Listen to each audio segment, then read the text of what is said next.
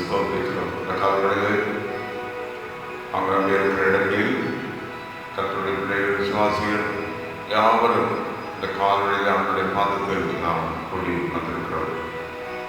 இப்பொழுது கர்த்தருடைய ஆலயத்திலிருந்து புறப்படுகிற இந்த வார்த்தை, இந்த ஆராதனை, இந்த ஜெபம் ஒவ்வொரு இடங்களிலும் வல்லமையாக மாறுவதாக. இந்த நல்ல காலங்களுக்காக விசுவாசிகளும் சபையும் மொழிகளும் இணைந்து ஜெபிக்கிற இந்த அதிகாலை ஜெபத்தை கர்த்தர் ஆசீர்வதிக்கிறார். கர்த்தருடைய வல்லமை இந்த காலங்களில் வெளிப்பட நாம் பாடுகிற பாடல்கள், ஜெபங்கள், துதிகள், தியானங்கள், இந்த சில நிமிடங்கள் கர்த்தருடைய ஆவியான நாமத்தில் ஆளுகை செய்ய எல்லா ஆண்டவரின் நன்றிகளை செலுத்திக் கொண்டே இருப்போம். ஸ்தோத்திரிக்கிறோம், ஸ்தோத்திரிக்கிறோம், ஸ்தோத்திரிக்கிறோம். தேவனே, மக்களாக நன்றிகளை செலுத்துகிறோம். மகிமைக்காக ஸ்தோத்திரம், நம்முடைய திருமைக்காக ஸ்தோத்திரம், இறக்கத்துக்காக ஸ்தோத்திரம். இத்தனை நாட்கள் நடத்தி வந்த தேவனுக்கு நன்றி செலுத்தும்.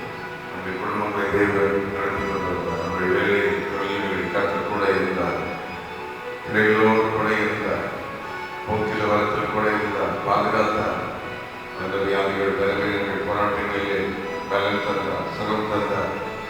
தெய்வம் தம்முடைய தூதர்களை அனுப்பி பாதுகாத்தார். நாம் அறிந்தாலும் அறியாமல் இருந்தாலும் தேவன் நமக்கு உதவி செய்து கொண்டே இருக்கிறார். ஹல்லேலூயா. பரிசுத்த ஆவியானவருக்கு ஸ்தோத்திரங்களை ஏறெடுப்போம். இயேசுவின் ரத்தத்துக்கு நன்றிகளை செலுத்துவோம். ஹல்லேலூயா. இயேசு கிறிஸ்துவின் பிதாவும் இயேசு கிறிஸ்துவின் தேவனமாயிருக்கிற எங்கள் தேவனை, எங்கள் இரட்சகரை, எங்கள் பிதாவை நாங்கள் ஸ்தோத்திரிக்கிறோம். குமாரனாகிய இயேசு கிறிஸ்துவின் மூலமாய் எங்களை ரட்சித்ததற்காக நன்றி, மீட்டுக் கொண்டதற்காக ஸ்தோத்திரம், எங்களை தெரிந்து கொண்டதற்காக நன்றி. இந்த காலங்களிலே நம்முடைய வல்லமை, நம்முடைய கிருபை, நம்முடைய ஆளுகை எங்கள் ஒவ்வொருவரையும் நிரப்பட்டும். ஹல்லேலூயா. நாங்கள் ஸ்தோத்திரிக்கிறோம், ஸ்தோத்திரிக்கிறோம், ஸ்தோத்திரிக்கிறோம். தொடர்ந்து சமூகத்தினால் எங்கள் நிரப்பம். ஆமென். எந்த உள்ளம் புது கவியாலே போங்க என்றால் இணைந்து பாடலை பாடி அப்படியே நினைவோம்.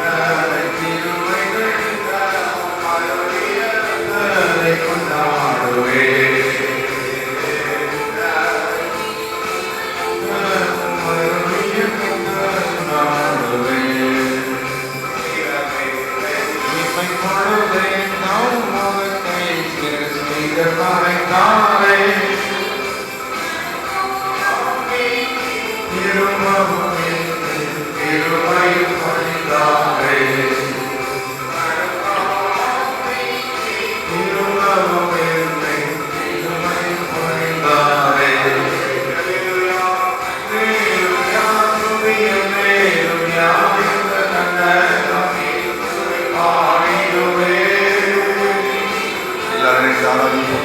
அவருடைய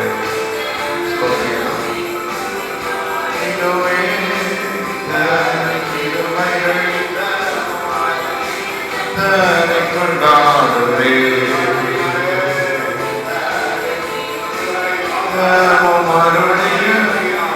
கொண்டாடுவே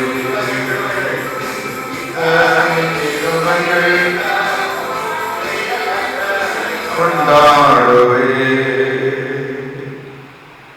இந்த நல்ல கால்நடைக்காக நாம் ஆண்டவருக்கு நன்றிகளை செலுத்தி துதிகளை நாம் ஏறெடுத்து ஹல்லேலூயா ஒரு வேத வசனத்தை நாம் தியானிப்போம். கலாத்தியர் அதிகாரம் 9ஆம் வசனம். அந்தபடி விசுவாச மார்க்கத்தால் விசுவாசம் உள்ள ஆபிரகாமுடனே ஆசீர்வதிக்கப்பட்டிருக்கிறார். இன்றைக்கு நமக்கு இருக்கிற ஒரு பெரிய கிருபை, ஆபிரகாமின் ஆசீர்வாதத்தை இயேசு கிறிஸ்துவின் மூலமாய் நாம் பெற்றுக்கொள்கிறோம். ஆபிரகாமின் ஆசீர்வாதத்தை தேவன் நமக்கு தருகிறார். ஆபிரகாமின் ஆசீர்வாதம் இயேசு கிறிஸ்துவின் மூலம் தேவனுடைய பிள்ளைகளாகிய நமக்கு கிடைக்கிறது. இந்த காலவேளையில் இந்த ஆபிரகாமின் ஆசீர்வாதத்திற்காக உமக்கு ஸ்தோத்திரம் என்று சொல்லி, ஆண்டவரே ஆபிரகாமை ஆசீர்வதித்தீரே, வாக்குத்தத்தங்களை கொடுத்து ஆசீர்வதித்தீர். நீர் உம்முடைய மகிமையினால் ஆபிரகாமை ஆசீர்வதித்தீர். இன்று காலை அந்த ஆசீர்வாதத்தை எப்படி நாம் பெற்றுக்கொள்வது? அந்த ஆசீர்வாதம் நம்முடைய வாழ்வில் எப்படி வந்து பலிக்கிறது? ஆண்டவர் ஆதியாகமம் 12:1-3 வசனங்களிலே ஆபிரகாமோடு வாக்கு பண்ணினார். நான் உனக்கு காண்பிக்கிற தேசம், உனக்கு ஒரு இடத்தை நான் காண்பிப்பேன். நான் உன்னை பெரிய ஜாதியாக நான் மாற்றுவேன் என்று ஆபிரகாமுக்கு தேவன் வாக்கு பண்ணினார். நான் உன்னை பெரிய ஜாதியாக்கி உன்னை ஆசீர்வதித்து உன்னை பேரை பெருமை பண்ணி நீ ஆசீர்வாதமாக இருப்பாய். அது ஐ வில் என்று 5 முறை தேவன் சொல்லுகிற கட்டாயம் நான் உன்னை ஆசீர்வதிப்பேன். I will make thee a great nation. I will bless thee. I will bless them that bless thee. In thee shall all families will be blessed. இப்படி ஆண்டவர் அதை டெஃபினிட்டாக ஆசீர்வாதமாக ஆபிரகாமுக்கு கொடுத்தார். அது மட்டுமல்ல, ஆதியாகமம் 22:17 வானத்து நட்சத்திரங்களை போலவும் கடற்கரை மணலை போலவும், இன்னும் ஆதியாகமம் 13:16 பூமியின் தூளை போலவும் நான் ஆசீர்வதிப்பேன் என்று ஆபிரகாமுக்கு வாக்கு பண்ணினார். ஆபிரகாம் தன்னுடைய இடத்தை விட்டு புறப்பட்டு தன்னுடைய குடும்பத்தோடு வருகிறார். ஆனால் வருகிற வழி ஆதியாகமம் 11 கடைசியிலே தேராக மறித்தான். ஆபிரகாமும் லோத்தும் சாராளும் மட்டும் நிறைய வார்த்தைகளை புறப்பட்டு வருகிறார். அப்படி வரும் பொழுது 12ஆம் அதிகாரம் ஆதியாகமம் 4ஆம் வசனத்திலே லோத்து கூட வரும்போது, லோத்து இருக்கும்போது அவ்வளவு ஆசீர்வாதம் ஆபிரகாம் பெற்றுக்கொள்ள முடியவில்லை என்று நாம் பார்க்கிறோம். Lot was a lot of problem in Abraham's life. அப்போ இன்னைக்கு சில நம்ம கூட இருந்து ஆண்டுடைய வாக்குத்தத்தத்தை நிறைவேற்றுவதற்கு விடமாட்டார்கள். ஆகவே ஆண்டவருடைய ஆசீர்வாதம் நிலையாகும். இங்கே லோத்து 19ஆம் அதிகாரத்தில் அங்கே ஆபிரகாமை விட்டு அவர் பிரிந்து போய்விடுகிறதை நாம் பார்க்கின்றோம். அப்போ ஆபிரகாமை தேவன் ஆசீர்வதிக்க ஆரம்பிக்கிறார். இந்த ஆபிரகாமை ஆசீர்வதிப்பதற்கு 7 முறை தேவன் ஆபிரகாமுக்கு தரிசனமானார். ஆதியாகமம் 12:7, 15:1, ஆதியாகமம் 17:1-18 ஆகிய வசனங்களை வாசித்தால் மீண்டும் மீண்டும் ஆபிரகாமுக்கு தரிசனமாகி எப்படியாவது ஆபிரகாமுக்கு ஆசீர்வாதத்தை கொடுக்க வேண்டும் என்று அவனோடு இடைவிடுகிறார். அப்போஸ்தலர் 7:2 மகிமையின் தேவன் ஆபிரகாமுக்கு தரிசனமானார் என்று நாம் பார்க்கின்றோம். ஆண்டவர் ஒரு மனிதனை ஆசீர்வதித்து அழைத்து விட்டால் அவனை அழைத்துக் கொண்டு வருவார், அவனுக்கு தரிசனத்தை கொடுப்பார், அவனோடு விட பேசுவார். இன்று காலை இந்த அதிகாலை ஜெபத்தில் இணைந்திருக்கிற நம்மை தேவன் அழைத்திருக்கிறார். இங்கே ஜெபத்தில் இணைந்திருக்கிற ஒவ்வொருவரும் தேவனால் அழைக்கப்பட்டிருக்கிறோம். வாக்குத்தத்தங்களை சொல்லுவோமா? தேவனால் நான் அழைக்கப்பட்டிருக்கிறேன், தேவனுடைய வாக்குத்தத்தங்களை நான் பெற்றுகிறேன், நான் தேவனுடைய வாக்குத்தத்தங்களை உடையவனாய் இருக்கிறேன், தெய்வம் தமது வாக்கின்படி ஆசீர்வதிப்பார். நாம் ஒவ்வொரு ஜபத்துக்கு ஆராதனைக்கு நாம் போகும்போதும் ஒவ்வொரு நேரம் ஜப நேரத்தில் வரும்போதெல்லாம் தேவன் நம்மோடு இடைப்படுகிறார். இப்பொழுது அவருடைய வார்த்தையின் மூலம் தேவன் நமக்கு தன்னை வெளிப்படுத்துகிறார். God wants to reveal himself to us through his word, through prayer. நாம் கர்த்தரை ஆராதிக்கும் போது, தேவனை துதிக்கும் போது பல விதங்களில் தேவன் நமக்கு தன்னை வெளிப்படுத்துகிறார். தன்னை வெளிப்படுத்தி தேவன் நம்மை ஆசீர்வதிக்கிறார். ஆகவே ஆபிரகாமை இப்படி தேவன் அழைத்து அவனை ஆசீர்வதித்திருக்கிறார். வேதாகமத்தில் 28ஆம் அதிகாரம் பாகமத்தில் அநேக சாபங்கள் இருக்கிறதாக நாம் பார்க்கிறோம். ஆனால் ஆபிரகாமையோ தேவன் ஆசீர்வதித்தார். வாக்கு பண்ணி ஆபிரகாமை ஆசீர்வதித்தார் என்று வேதம் சொல்கிறது. ஆகவே God has called us to be blessed. நாம் ஆசீர்வாதமாக இருக்கும்படி தேவன் நம்மை தெரிந்திருக்கிறார். இயேசு கிறிஸ்து உலகத்தில் இருந்த நாட்களில் லூக்கா 13:14 ஆபிரகாமின் குமாரத்தி என்று சொல்லுகிறார். லூக்கா 19:9 இவனும் ஆபிரகாமின் குமாரனாய் இருக்கிறானே என்று சொல்லுகிறார். அப்படி என்றால் தேவன் ஆபிரகாமுக்கு வாக்கு பண்ணினதை இயேசுவும் அதை ஏற்றுக்கொண்டு அதை அறிந்து அந்த ஆசீர்வாதத்தினால் நம்மை ஆசீர்வதிக்க வேண்டும் என்று விரும்புகிறார். ஆனால் அந்த ஆசீர்வாதத்தை கொடுப்பதற்கு தான் இயேசு சிலுவையிலே மரித்து ரத்தம் சிந்தி நமக்காக அந்த சாபங்கள் எல்லாம் நீக்கி அந்த ஆசீர்வாதத்தை நமக்கு பெற்று தருகிறார். ஆகவே இப்படி தேவனுடைய ஆசீர்வாதங்களை நாம் இயேசு கிறிஸ்துவின் மூலம் ஆபிரகாமின் ஆசீர்வாதங்களை நாம் பெற்றுக்கொள்ளுகிறோம். முதலாவது ஆபிரகாமின் ஆசீர்வாதம் கிறிஸ்துவினாலே நமக்கு கிடைக்கிறது. பிறகு இந்த ஆபிரகாமின் ஆசீர்வாதம் 7 விதமான ஆசீர்வாதம், பிறகு 3 விதமான ஆசீர்வாதம் என்று பார்த்தோம். இந்த ஆபிரகாமின் ஆசீர்வாதத்தை இன்றைக்கு நாம் பெற்றுக்கொள்ள நம்முடைய நாவினால் அதை அறிக்கையிடணும். அந்த வாக்குத்தத்தங்களை சொல்லி தேவனை மகிமைப்படுத்த வேண்டும். நீதிமொழிகள் 18:21 சொல்லுகிறது, மரணமும் ஜீவனும் நாவின் அதிகாரத்தில் இருக்கிறது. வேதாகமம் முழுவதும் ஆபிரகாமின் ஆசீர்வாதத்தை ரிப்பீட்டேஷனாக அதை சொல்லி சொல்லி தேவனை மகிமைப்படுத்தி அந்த ஆசீர்வாதத்தை அந்தந்த இடங்களிலே தீர்க்கதரிசிகளும் அப்போஸ்தலரும் கொண்டு வருவதை நாம் பார்க்கின்றோம். அப்போஸ்தலர் 3:25 பரிசுத்த பவுல் சொல்லும்போது, in your seed all the families of the earth shall be blessed. உனக்குள் உன் சந்ததிக்குள் எல்லா ஜனங்களும் ஆசீர்வதிக்கப்படுவார்கள் என்று சொல்லப்பட்டது என்று அங்கே சொல்லுகிறார். அப்போ இப்படி நாம் தேவனுடைய அந்த ஆசீர்வாதத்தை, ஆபிரகாமின் ஆசீர்வாதத்தை நாம் விசுவாசித்து நாவினால் அவைகளை சொல்லி நாம் அந்த ஆசீர்வாதங்களை நாம் பெற்றுக்கொள்ள வேண்டும். ஆகவே உபாகமம் 1:10 உங்கள் தேவனாகிய கர்த்தர் உங்களை பெருக பண்ணினார், நீங்கள் வானத்து நட்சத்திரங்களைப் போல திரளாயிருக்கிறீர்கள். ஆபிரகாமுக்கு சொன்ன வாக்குத்தத்தம் ஈசாக்கு யாக்கோபுடைய நிறைவேறி இஸ்ரவேல் ஜனங்களுக்குள்ள நிறைவேறி இன்றைக்கும் உலகம் முழுவதும் ரட்சிக்கப்பட்ட திருச்சபை மக்கள் வானத்து நட்சத்திரங்களை போல பெருகி இருக்கிறோம். ஆமென் சொல்வோம். ஹல்லேலூயா. ஆகவே நமக்கு 3 விதமான சந்ததியின் ஆசீர்வாதம், வானத்தினங்களை போல, பூமியின் தூளை போல, கடற்கரை மணலை போல. கடற்கரை மணல் என்பது பூமியை சார்ந்தது. பூமியில் உள்ள ஆசீர்வாதங்களை தேவன் தம்முடைய பிள்ளைகளுக்கு கொடுக்கிறார்.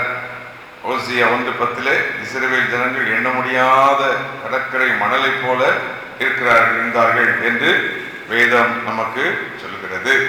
ஆகவே ஆசீர்வதிக்கவே ஆசீர்வதிப்பேன் என்று சொல்லி அதே வாக்குத்தத்தத்தை தேவன் மீண்டும் மீண்டும் ஆபிரகாமுக்கு வாக்கு பண்ணினார். ஆகவே ஆண்டவர் ஆபிரகாமுக்கு பண்ணின அந்த வாக்குத்தத்தத்தை நமக்கு தருவதற்கு வல்லவராக இருக்கிறார். ஆதியாகமம் 26:4 ஆபிரகாம் என் சொல்லுக்கு கீழ்ப்படிந்தபடியினால் என் விதிகளின் கற்பனைகளை நியமங்கள் எல்லாம் அவன் கை கொண்டபடினாலும் என்று சொல்லுகிறார். அப்போ ஆபிரகாமின் ஆசீர்வாதத்தை பெற்றுக்கொள்ள விசுவாசம், ஆபிரகாமின் ஆசீர்வாதத்தை பெற்றுக்கொள்வதற்கு நம்முடைய நாவினால் அதை சொல்லி அந்த வாக்குத்தத்தங்களை நாம் உரிமை கோரி தேவனை மகிமைப்படுத்துதல், ஆபிரகாமின் ஆசீர்வாதத்தை பெற்றுக்கொள்வதற்கு இயேசு கிறிஸ்துவின் சிலுவை, அவருடைய இரத்தம், இப்படி நாம் தேவனை மகிமைப்படுத்தி, அது மட்டுமல்ல தேவனுடைய கற்பனைகளை கைக்கொண்டு அவருடைய வார்த்தைகளை நாம் கைக்கொண்டு ஆகவே இப்படி நாம் ஆண்டவருடைய ஆபிரகாமின் ஆசீர்வாதத்தை நாம் பெற்றுக்கொள்ள வேண்டும். ஆபிரகாம் அவன் வாழ்வில் ஆண்டவர் என்ன சொன்னாரோ அதை எப்படி நிறைவேற்றினான் என்று வேதம் சொல்கிறது. ஆதியாகமம் 12:1 நான் காண்பிக்கிற தேசம் என்று சொன்னார். ஆதியாகமம் 22:1 நான் காண்பிக்கிற மலைக்கு போ. 22:1-2 அப்போ ஆதியாகமம் 22:9 சொல்லியிருந்த இடத்திற்கு வந்தார்கள் என்று வேதம் சொல்லுகிறது. இன்று காலை ஆண்டவரே உங்களுடைய வசனத்தின்படி நடக்க, வசனத்துக்கு கீழ்ப்படிய எங்களுக்கு எங்கள் குடும்பத்துக்கு பலன் தாரும். நீர் ஆபிரகாமுக்கு கொடுத்த வாக்குத்தத்தங்களை நாங்கள் அறிக்கையிட்டு ஆண்டவரே உன்னை ஆசீர்வதிக்கவே ஆசீர்வதிப்பேன், பெருகவே பெருகச் செய்வேன் என்றீரே. வானத்து நட்சத்திரங்களை போல, பூமியின் தோலை போல, கடற்கரை மணலை போல ஆசீர்வதிப்பேன் என்று ஆபிரகாமுக்கு சொன்ன அந்த ஆசீர்வாதம் கை வைத்து எங்கள் குடும்பங்களில் வந்து வலிப்பதாக, எங்கள் பிள்ளைகள் வாழ்வில் வந்து வலிப்பதாக, எங்கள் திருச்சபைகளில் வந்து வலிப்பதாக. எங்கள் திருச்சபைகள் ஆத்துமாக்களால் நிறைந்து வழியட்டும். ஆண்டவரே எங்கள் குடும்பங்கள் பிள்ளைகள் அதே ஆபிரகாமின் ஆசீர்வாதத்தை சுதந்திரித்துக் கொள்ளட்டும். அப்போ தேவன் அங்கே ஆபிரகாமை கவனிக்கிறார். ஆபிரகாமுக்கு விசுவாசம் ஆதியாகமம் 22:14 ஆபிரகாமின் விசுவாசம் என்ன சொல்ல வைத்தது? அவனை கர்த்தர் பார்த்துக் கொள்வார், கர்த்தர் பார்த்துக் கொள்வார் அப்படின்னு சொல்லிக்கொண்டே வருகிறார். அந்த 22:14, 22:8 அது மாதிரி ஆதியாகமம் 22:5 3 விசுவாச வார்த்தை. ஒன்று, கர்த்தர் பார்த்துக் கொள்வார், தகன பலிக்கான காரியங்களை அவர் பார்த்துக் கொள்வார். அடுத்தது 14 கர்த்தரால் பார்த்துக் கொள்ளப்படும். ஆதியாகமம் 22:5 வேலைக்காரருக்கு சொல்கிறார், நாங்கள் திரும்பி வருவோம். இப்படி விசுவாச வார்த்தையை பேசி இன்னைக்கு நாமும் கூட எதிரான சூழ்நிலைகள், எதிரான எந்த நிலையில் இருந்தாலும் ஆண்டவருடைய வார்த்தையை விசுவாசித்து நாம் அதை சொல்லி ஆண்டவருடைய ஆசீர்வாதத்தை நாம் பெற்றுக்கொள்ள வேண்டும். ஆகவே அதைத்தான் ரோமர் 4:17 தான் விசுவாசித்திருந்தவரும் மரித்தோரை உயிர்ப்பிக்கிறவரும் இல்லாதவைகளை இருக்கிறவைகளை போல் அழைக்கிறவரும் ஆகிய தேவன் என்று அங்கே ஆபிரகாம் தேவனை அறிந்து கொண்டார். ஆகவே இன்று காலை கர்த்தர் சொல்கிறார், நான் ஆபிரகாமுக்கு சொன்ன வாக்குத்தத்தங்களை உங்கள் வாழ்வில் நிறைவேற்ற வல்லமுள்ள தேவனாக நான் இருக்கின்றேன். ஆபிரகாமின் ஆசீர்வாதத்தை நமக்கு கொடுக்கவே கிறிஸ்து நமக்காக சிலுவையில் பலியானார், ரத்தம் சிந்தினார். ஆமென், அல்லேலூயா. ஆகவே ஆபிரகாம் விசுவாசத்தினாலே இந்த ஆசீர்வாதங்களை சொந்தரித்துக் கொண்டார். எபிரேயர் 11:6 சொல்கிறது, விசுவாசம் இல்லாமல் பிரியமாய் இருப்பது கூடாத காரியம். மத்தேயு 17:20 வாசிக்கிறோம், கடுகு விதையளவு விசுவாசம் என்று பார்க்கிறோம். ஆகவே இன்று காலை தேவன் ஆபிரகாமின் ஆசீர்வாதத்தை மீண்டும் நமக்கு ஞாபகப்படுத்தி மீண்டும் அந்த ஆபிரகாமின் ஆசீர்வாதத்தை நமக்கு தருவதற்கு தேவன் ஆயத்தமாக இருக்கிறார். இன்று கால்வழியிலே சொல்லுவோம், ஆபிரகாமின் ஆசீர்வாதத்தை இயேசு கிறிஸ்துவின் நாமத்தினாலே இந்த கால்வழியிலே நான் பெற்றுக்கொள்கிறேன்.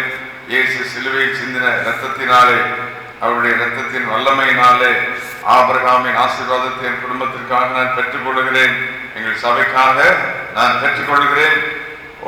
அல்லேலூயா. அந்த கால்வழியிலே தேவன் அவருடைய வாக்குத்தத்தங்களை நிறைவேற்றப் போகிறார். நான் உனக்கு காண்பிக்கும் தேசம், நான் உன்னை பெரிய ஜாதியாக்குவேன், நான் உன்னை ஆசீர்வதிப்பேன்.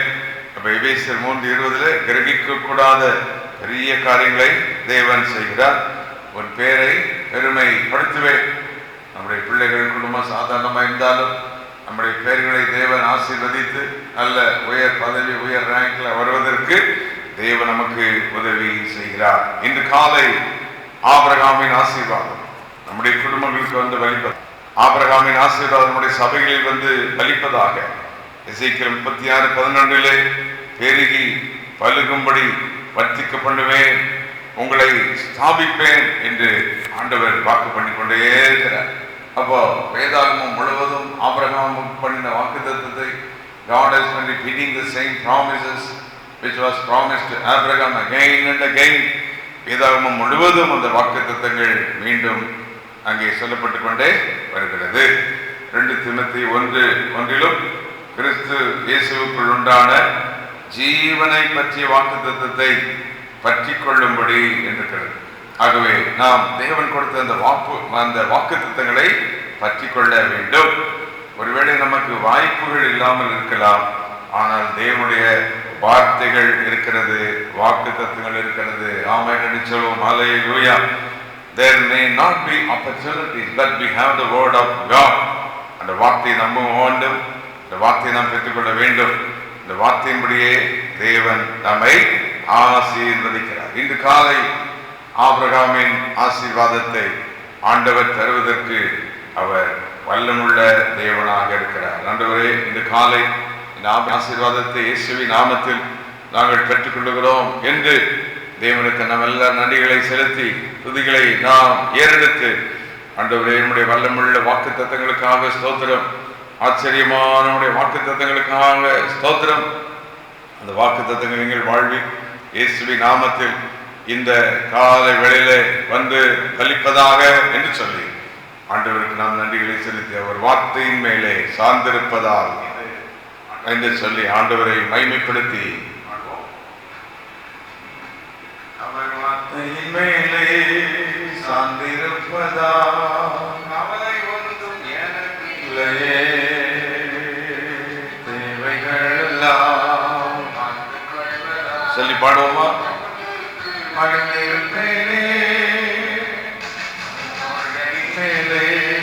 சாய்ந்திருப்பதால் இல்லையே, பார்த்துக் கொள்வதால்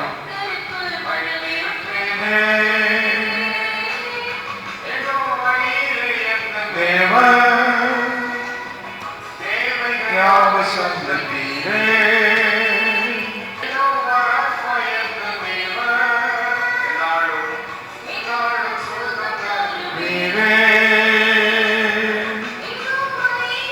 எல்லாரும் ஆராதிக்க அந்த காலங்களிலே வாக்கு தத்தங்களை நிறைவேற்றுகிற யெகோவா ஈரே,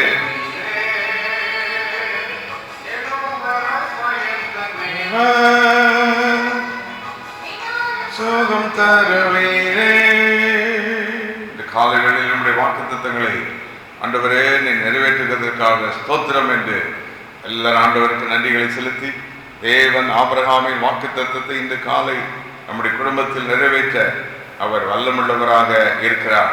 பல நாட்கள் ஆசை ஆயிட்டே, ஆசீர்வாதம் இல்லையே, நன்மைகளையே, வேலை இல்லையே, பொருளாதார உயர்வு இல்லையே என்று நீங்கள் சொல்ல போனீர்களோ, இந்த காலை ஆபிரகாமின் ஆசீர்வாதத்தை வாக்குத்தத்தம் பண்ணுகிறார். மீண்டும் அதை ஞாபகப்படுத்துகிறார். இயேசு கிறிஸ்துவின் ரத்தத்தினாலே இந்த ஆபிரகாமின் ஆசீர்வாதம் புரிதாக இருக்கிறது. கைவைத்து இந்த விசுவாச வல்லம் இந்த காலையில் பெற்றுக்கொள்வோம். அந்த வார்த்தைகளையே சொல்லிக் கொண்டிருப்போம், பேசிக் கொண்டிருப்போம். இயேசு கிறிஸ்துவின் நாமத்தினாலே நம்முடைய குடும்பம், நம்முடைய சபைகளிலே தேவன் அந்த ஆபிரகாமின் ஆசீர்வாதத்தை தருவாராக. ஆமென். ஹல்லேலூயா. இந்த நாட்களில் படிக்கிற பிள்ளைகளுக்கு வேண்டி கிருபை கத்தர் கொடுக்கட்டும். வேலை தொழில்களை வேண்டி கிருபைகளை கத்தர் கொடுப்பாராக. எல்லா சாபங்கள் இயேசுவின் நாமத்தில் மாறுவதாக. ஒவ்வொரு இடங்களிலும் பொழுது கால்களிலே ரத்தத்தை தெளித்து, இயேசுவின் ரத்தத்தை தெளித்து எல்லா சாபங்கள், சாத்தானுடைய எல்லா காரணங்கள் எல்லாம் விலகும்படி இயேசுவின் நாமத்தில் கட்டளை கொடுத்து செபிக்கிறோம். ஆபிரகாமின் ஆசீர்வாதத்தை அந்த காலவெளியிலே பெற்றுக்கொள்கிறோம். ஹல்லேலூயா. சர்வ வல்லமையுள்ள எங்கள் தேவனே, எங்கள் பிதாவே, இன்று காலை கொஞ்ச நேரமுடைய பாதபடியில் பாடி துதித்து வசனங்களை தியானித்து ஜெபிக்க இந்த நல்ல நேரத்தை கொடுத்ததுக்காக நன்றி. ஆங்காங்கே இணைந்திருக்கிற நம்முடைய பிள்ளைகள், குடும்பங்கள் எல்லாரும் இயேசுவின் நாமத்தில் ஆசீர்வதித்தருளும். ஒவ்வொரு குடும்பங்களிலும் ஆபிரகாமின் ஆசீர்வாதம் வலிப்பதாக. விசுவாச வார்த்தைகள் வரட்டும். இயேசு கிறிஸ்துவின் ரத்தத்தின் வல்லமை வெளிப்படட்டும். நாமத்தை ஒவ்வொரு குடும்பங்களிலும் மகிமைப்படுத்தும். இந்த நாள் வேலை, தொழில்கள், பிரயாசங்கள், பிரயாணங்கள் எல்லாவற்றையும் கர்த்தருடைய கிருபை கொடுக்கட்டும். முதியவர்களை கர்த்தர் பலப்படுத்தும். யார் எங்க பலவீனமா இருந்தாலும் கர்த்தருடைய வல்லமை அவர்களை தொடுவதாக. எல்லா சோர்வுகள் மாறட்டும், அசதிகள் மாறட்டும். குடும்பத்தை பிரிக்கிற ஆவிகள் அழியட்டும். வியாதியை கொண்டு வருகிற அந்தகாரங்கள் அழிந்து போகட்டும். பலவீனப்படுத்துகிற எல்லா அந்தகாரங்களும் அழியட்டும். பலன் உண்டாகட்டும், விடுதலை உண்டாகட்டும், ஆசீர்வாதங்கள் உண்டாகட்டும். இயேசு கிறிஸ்துவின் நாமத்தினாலே தூரத்தில் சமத்திருக்கிற பிள்ளைகள், குடும்பங்கள் யாவரையும் ஆசீர்வதித்தருளும். இயேசு கிறிஸ்துவின் நாமத்தில் கேட்கிறோம் பிதாவே. ஆமென், ஆமென், ஆமென்.